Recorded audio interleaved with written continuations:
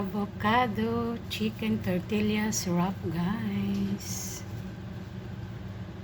Yan, meron tayong baklonis, lettuce, tomato, and onions. At meron tayong chicken. Yan, pinray ko yan, guys. Para sa ating avocado wrap. Yung nga rin yung recipe. Chicken tortilla, avocado chicken tortilla wrap. Lagyan natin ng chicken, guys. Dito. So, yun, guys. Yan, kailangan ganyanin para pareho ang sizes, guys. Nawala. Ready na yung ating avocado tortilla chicken. Yan, yung chicken tortilla with avocado pala, guys. Yes! It's done na.